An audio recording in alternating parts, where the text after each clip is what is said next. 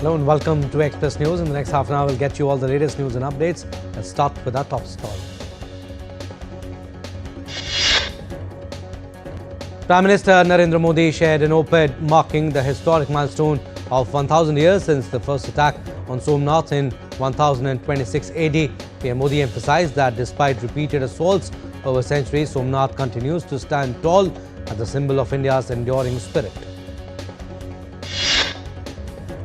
Located along Gujarat's coastline, Somnath is revered as the first of 12 Jyotirlingas dedicated to Lord Shiva. Over the centuries, the temple has witnessed repeated destruction and reconstruction. Vice President C.P. Radhakrishnan on Monday inaugurated the NCC Republic Day Camp 2026 at Delhi Cant, highlighting the importance of youth-led nation building. He was accorded a guard of honor by all three wings of the National Cadet Corps. Vice President addressed over 2,400 cadets from across India and spoke on the NCC's growing role in shaping disciplined, responsible citizens. External Affairs Minister Dr. Ajay Shankar is in Paris as part of a 6-day official visit to France and Luxembourg aimed at deepening bilateral ties. External Affairs Minister visited a textile exhibition titled Textile Matters, Woven Stories between India and France, and was received by a French minister at the exhibition. India Chief of the Indian Army Staff, General Upendra Trivedi, interacted with Major General Staff Yusuf Mayoof Saeed Al-Halami, Commander of the UAE Land Forces. Discussions focused on enhancing positive military engagement, training convergence and advancing bilateral defence cooperation between both the nations. General Trivedi also met the Indian ambassador in the UAE to review defence cooperation. The interaction focused on advancing military diplomacy and strategic engagement. The Indian Coast Guard ship Samudra Pratap, the first of two pollution control vessels built by Goa Shipyard Limited, was commissioned by the Defence Minister Rajnath Singh in Goa on Monday. While addressing the commissioning ceremony, Defence Minister said that the commissioning of Samudra Pratap will elevate maritime capabilities of India. Union Minister of State for Science and Technology Dr. Jitendra Singh attended the 80th Foundation Day of the Council of Scientific and Industrial Research National Physical Laboratory celebrated in New Delhi on Monday. At the event, the minister announced that India has become the 5th country in the world to establish a standard facility for solar cell calibration at the Solar Energy Complex of CSIR National Physical Laboratory, New Delhi. Union Home Minister Amit Shah attended the Modi Pongal Festival in Trichy, Tamil Nadu, where traditional Pongal celebrations highlighted local culture and customs. The Bharatiya Janata Party organized the Modi Pongal Festival at the Mannarapuram grounds in Trichy, where Pongal sweet rice was cooked in 1,008 pots. Several union ministers along with senior BJP leaders from Tamil Nadu participated. Minister of Road Transport and Highways Nitin Gadkari reviewed 25 national highway projects in Uttarakhand totaling 656 km in length and costing Rs 13,783 crore at a meeting held in New Delhi on Monday. Uttarakhand Chief Minister Pushkar Singh Dhami was also present at the meet. India's Agriculture Minister Shivraj Singh Chauhan said on Sunday that India's rice production crossed 150 million tons in 2025, making it the world's leading producer, surpassing China in output. The winter session of Delhi Legislative Assembly began on Monday and will continue till 8th January. During the session, discussions will be held on various issues. Lieutenant Governor of Delhi Vinay Kumar Saxena announced that this year the government has allocated a budget of Rs 1 lakh crore, focusing on all 10 key priority sectors including infrastructure, education, health, women's welfare, water supply, electricity, roads and others. Union Education Minister Dharmendra Pradhan on Monday unveiled a book published in Urdu that is a compilation of PM Modi's Independence Day speeches from 2014 to 2025. Delhi aims, with support from the Central Reserve Police Force, has operationalized the Ashray facility, an initiative aimed at providing safe shelter to patients and their attendants at night.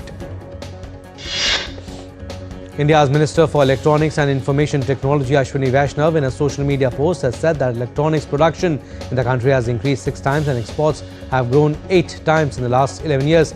The minister highlighted that Apple shipped mobile phones worth $50 billion in 2025. Indian benchmark indices ended on a negative note with Nifty below 26,250 on Monday. Nifty 50 was down 78.25 points at 26,250.30. The Sensex was down 322.39 points at 85,439.62 on Monday. Indian rupee closed lower at 90.28 per dollar on Monday. Gold futures maturing on 5th of February were priced at 1,37,896 rupees per 10 grams on the multi-commodity exchange. Silver futures for February 5 maturity stood at 2,45,500 rupees per kg on the MCX. Oil prices fell on Monday with Brent crude futures at $60.26 a barrel as concerns about supply disruptions due to the US capture of Venezuelan president. Japan's benchmark Nikkei share jumped nearly 3% on Monday during its first trading session of 2026. The Nikkei was up 2.78% at 51,737.80. Hundreds of companies showcased their latest gadgets and tech innovations in Las Vegas ahead of the tech industry trade show opening on Tuesday. CES 2026 is set to run from January 6 to 9. Syrians started to swap old banknotes for new ones under a plan to replace Assad-era notes to try to strengthen the currency's value. In Britain, new regulations come into force on Monday, banning daytime TV and online adverts for junk foods to tackle childhood obesity. Health officials said that it will deliver around $2.7 billion in health benefits. US President Donald Trump on Sunday reiterated that the United States needs Greenland for national security, saying he would revisit the issue in about 2 months.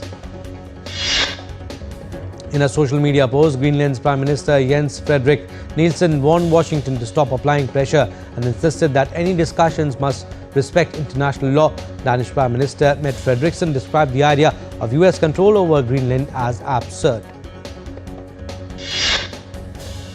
Finland's President Alexander Stubb, along with Swedish Prime Minister Ulf Kristersson and Norway's Prime Minister Jonas Gahr Støre, in fact, have extended support to Greenland and Denmark. Next story, UK Prime Minister Keir Starmer on Monday said that he stood with Denmark in his defence of Greenland, saying no one else should determine the future of the vast territory. Trump on Sunday said the United States might launch a second military strike on Venezuela following the capture of President Nicolas Maduro if Venezuela does not cooperate. Trump also insisted that the United States will be in charge of Venezuela. The Cuban government said on Sunday that 32 of its citizens were killed during a U.S. raid in Venezuela. Colombian President Gustavo Petro warned the United States against what he called legitimate threats on Monday. Venezuela's Vice President Delcy Rodriguez, who has taken over as interim leader, has said offered to collaborate with the United States after Trump warns her that she may pay a bigger price. U.S. Secretary of State Marco Rubio defended the military activity and said congressional approval wasn't required as it was a law enforcement operation, not a prolonged invasion of a foreign country. Meanwhile, people rallied against Trump's military actions in many U.S. cities, and Venezuelan citizens took to the streets in Peru and other nations to celebrate the capture of Maduro. The United Nations Security Council will hold an emergency meeting on Monday to discuss the recent capture of the Venezuelan president by the U.S. under the agenda Threats to International Peace and Security. The head of Venezuela's military, Vladimir Padrino Lopez, said large part of President Nicolas Maduro's security team was killed in the U.S. raid military operations. South Korean President Lee Jae-myung met his Chinese counterpart Xi Jinping on Monday in Beijing. Both the leaders witnessed signing of 15 cooperation documents in sci-tech, ecological environment, transportation, economy and trade. In a post on X, the Ukrainian president said he discussed Ukraine's defense needs and recent Russian strike with Australian Prime Minister Anthony Albanese. The focus remained on defense support and ongoing diplomacy. Ukrainian President Volodymyr Zelensky said on Monday that he had appointed Canada's former Deputy Prime Minister Chrystia Freeland as his economic development advisor, citing her experience in attracting investment. Russia on Monday said it had seized the village of Grabrovske in Ukraine's Sumy region, from where Kiev had last month accused Moscow of forcibly relocating dozens of residents. Russia on Monday carried out 5 missile strikes on Ukraine's second city of Kharkiv on Monday, causing very serious damage to energy infrastructure. Earlier, 2 people were killed after an overnight airstrike on Kiev and nearby areas. Paris court on Monday found 10 people guilty for the cyber harassment of France's First Lady, Brigitte Macron, and were sentenced up to 8 months after suspended jail time. North Korea conducted a hypersonic missile test on Sunday to evaluate its military readiness and deterrence capability. Leader Kim Jong-un described the test as a crucial strategic measure to sustain and strengthen a credible nuclear deterrent. A suspected arson attack on a bridge led to an extensive power outage in Teltow Canal in southwestern Berlin, with thousands of households still without electricity. All right, we are slipping into a very short break. On the other side, more stories. Keep watching Express News on DD India.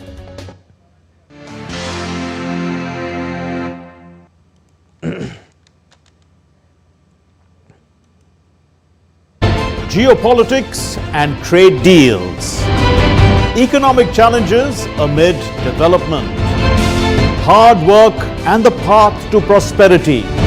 It's the economy always. Between walkers, money is what money does and says.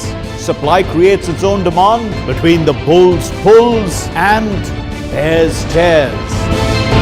When supply chains globalization and India rises to the podium.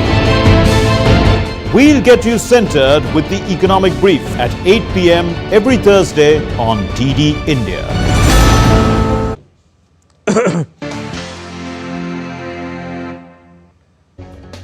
Welcome back. You're watching Express News on DD India. I'm Abhishek Mahajan.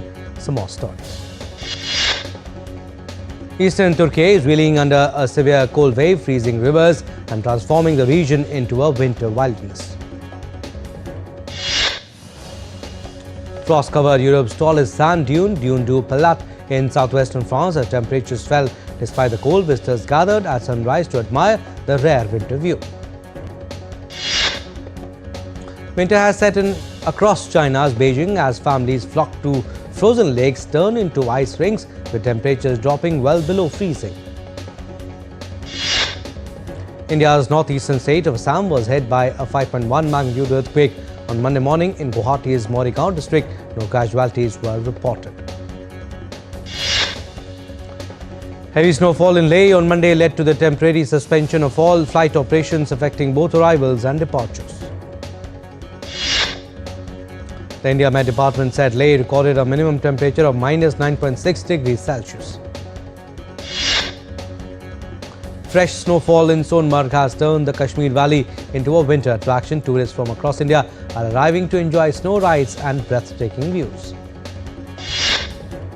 Sub-zero temperatures have returned to the Kashmir Valley, with Srinagar recording minus 4 degrees Celsius on Monday.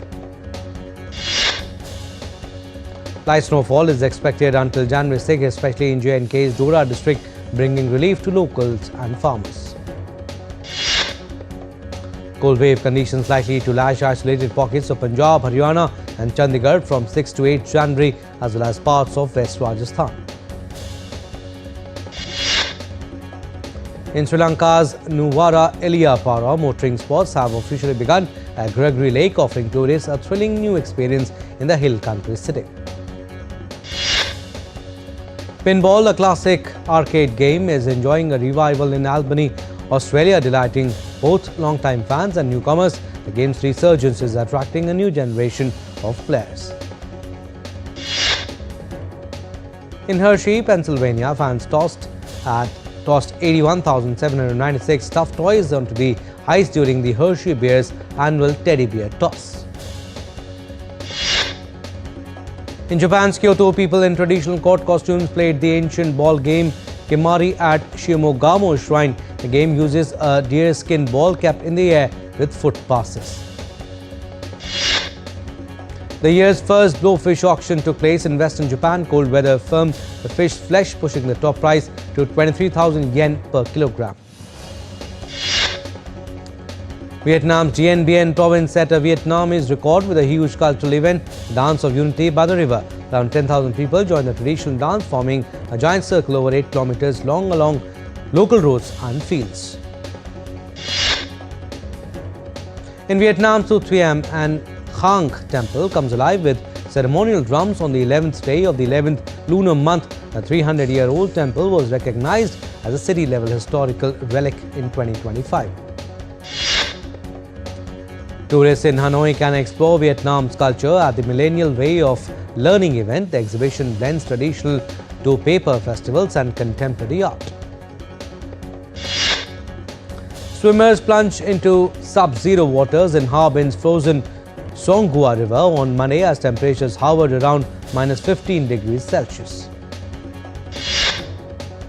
A team of Chinese astronauts have successfully undergone a round of harsh training under a cage training program administered in a mountainous area of southwest China's Chongqing municipality. Kerala's Pathamathitta district kicked off the 19th Kathakali festival on Monday. The 7-day event will feature classical performances, workshops and seminars for students and art lovers. The 31st Sri Makar Ma Kalpavas Mela began in Badohi, Uttar Pradesh, attracting hundreds of devotees. Participants follow a strict routine of daily Ganga baths, one meal and meditation. Large crowds of pilgrims gathered at the Triveni Sangam in Prayagraj for the Magh Mela 2026 Shahi Snan, taking a holy dip at the sacred river confluence. West Bengal artist Roopban Chitrakar has won the National Handicrafts Award 2024. She was honoured by President Draupadi Murmu in New Delhi for her ethnic scroll paintings known as Poto Chitro. Kolkata's Alipore Zoo welcomed crowds on the first Sunday of 2026. The zoo, India's oldest, spreads over 45 acres with mammals, birds and reptiles. Stars from film and TV including Paul Mescal, Jesse Buckley and Chris Perfetti attended the Critics' Choice Awards in California on Sunday, celebrating their nominations and recognition. Hollywood star Timothée Chalamet won Best Actor at the 2026 Critics' Choice Awards for performance in Marty Supreme. Frankenstein, a big-screen adaptation of Mary Shelley's classical novel, emerged as the most awarded film of the night. Also in the television, Adolescent's critically acclaimed drama series dominated the award, standing out as the top winner. BTS will release the 5th album, their first full group comeback in nearly 4 years, on 20th March. Pre-orders begin 16th January. After the album release, BTS will go on a world tour. The full tour schedule will be revealed on January 14. At the 37th Annual Palm Springs International Film Festival Film Awards, Leonardo DiCaprio stressed the importance of preserving cinema, original storytelling and movie theatres amid the rise of digital content. The Hindi trailer of the upcoming Indian film Janneta, starring Thalapathy Vijay, Bobby Deol, Pooja Hegde and others, is out. Film will release on 9th January. Director Rishabh Shetty has unveiled the trailer of the supernatural thriller Shambhala in Hindi language. After success in Telugu, the Adi Sai Kumar starrer is set for a theatrical Hindi release on January 9. Legendary actor Rajnikant, Kamal Haasan announced their collaboration for the much-awaited film Thalaivar 173. The film is slated for a grand Pongal 2027 release. Indian silent film Gandhi Talk, starring Vijay Sethupathi and Aditi Rao Hydari will release in cinemas on 30th January, which is the death anniversary of Mahatma Gandhi. Sports now. The second Khelo India Beach Games begins today with a glittering opening ceremony at Gogla Beach in Diu. More than 2,100 athletes from across the country set to take part in the event, which aims to promote sports and fitness among young people. Manchester United on Monday announced that they have sacked its manager Ruben Amorim after 14 months in charge. In soccer, Desire Du and Ousmane Dembele marked their returns to the PSG starting 11 by securing a 2-1 win over Paris FC in League One on Sunday. Enzo Fernandez dealt a massive blow to Manchester City's Premier League title hopes with a 94th minute equaliser to snatch a 1-1 draw for manager Les Chelsea at the Etihad. Inter Milan claimed a commanding 3-1 home win over Bologna on Sunday to return to the top of Serie A in what is shaping up to be an increasingly intense title race. Cameroon scored a goal in either half to see off South Africa 2-1 in the last 16 of the Africa Cup of Nations finals on Sunday and set up a quarter-final clash with the host Morocco. Atletico Madrid could only manage a 1-1 draw at Real Sociedad on Sunday, leaving it 11 points behind La Liga leader Barcelona. 24-time Grand Slam champion Novak Djokovic has cut ties with the Professional Tennis Players Association, the players' union he co-founded on grounds of concerns regarding transparency and governance. Djokovic stressed that his values and approach are no longer aligned with the current direction of the organisation and now he'll focus on tennis and family. England posted 384 in the first innings of the final Ashes Test at Sydney. Australia closed day 2 on 166 for 2 with Travis Head scoring 91. The hosts now trail by 218 runs. Joe Root notched up his 41st Test 100 on day 2 of the final Ashes Test in Sydney to go level with Australia's Ricky Ponting at joint third for most hundreds in the longest format. Tyson Fury has come out of retirement again, announcing a boxing return in 2026. He last fought Alexander in 2024 and could face Joshua or Wadley on comeback. In men's hockey Premier League, Shrachi Bengal Tigers began their Hockey India League 2025-26 season title defence with a 3-1 win over Surma Hockey Club in Chennai.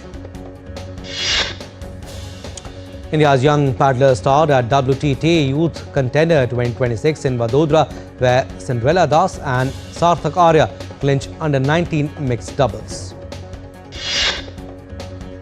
World champion D. Gukesh has withdrawn from Tata Steel Chess India 2026 in Kolkata due to personal reasons.